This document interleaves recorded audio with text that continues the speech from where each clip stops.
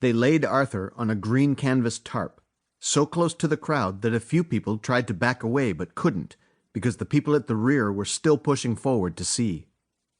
Nobody could move, so we just had to stand there in the cold night and stare down at Arthur and his head that was at a funny angle, and his wet hair that was starting to freeze to his forehead, and his hands that were gray-blue with darker gray fingernails. We all stood there with our hands in our pockets, and nobody said anything except an old guy from mill security, who was in uniform but looked like he'd spent a few hours drinking at the Legion. "Ah, Christ," he said, pronouncing it the French way. We all stood there and wished something would happen, but there was some screw-up with the hearse being blocked by a fireman's pickup, so we had to wait, like people gathered around somebody who's collapsed in the street. There was nothing you could say, so we stared dumbly at Arthur, at his glasses that were still on his face but perched crooked, at the bare patch of hairy white ankle that showed because his socks had fallen down. He really didn't look bad, considering. "Come on, move it back," somebody said behind me, and I turned to see firemen in boots and raincoats with Androscoggin F.D. stenciled on the back. They were pushing a stretcher through the crowd, and behind them was John Theriot from the funeral home, bald and chubby and carrying a light green sheet. The four of them pushed through and raised the stretcher to waist height, then stood eyeing Arthur and huffing steamy breath into the night air.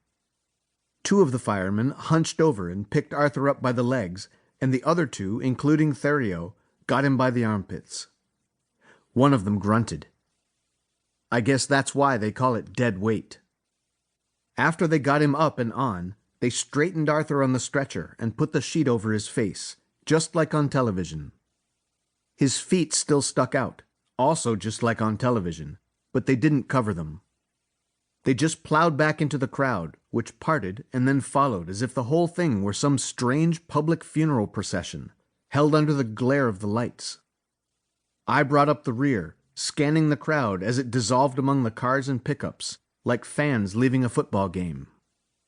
"Come on," I said. "Where's a cop when you need one?" The cop turned out to be Lieutenant Vigue, who, by the time I got to him, was all worked up, not by the tragedy of Arthur's death, but by the traffic snarl it was causing where the mill road met the highway. Vigue was standing in the road, waving a flashlight and motioning like one of those people who directs jets on the deck of an aircraft carrier. Half the town had stopped to see Arthur pulled from the water, and now their cars and trucks were streaming back onto the highway, while Vigue held back the log trucks that waited in a long dieseling line, their air brakes hissing impatiently, drivers commiserating into the mics of their CBs. "Hey, Lieutenant," I said, "what's happening?" "You know what we know," Vigue said. "What's that?" Vigue looked at me sideways, tense and irritable in the flashing glare of the strobe lights. "Not much. It's Arthur. He was in the river. He's dead." "Who found him?"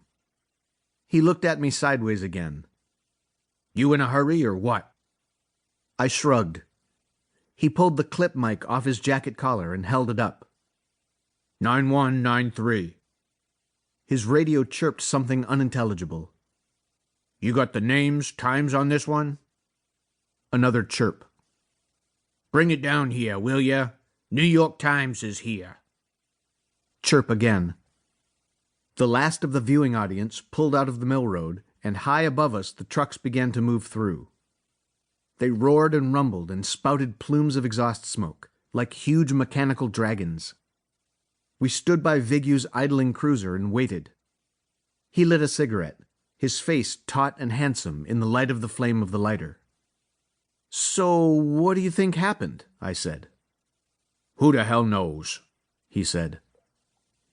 To keep listening to this audiobook, I've left you a link in the description so you can do it, at no cost thanks to Audible's 30-day free trial.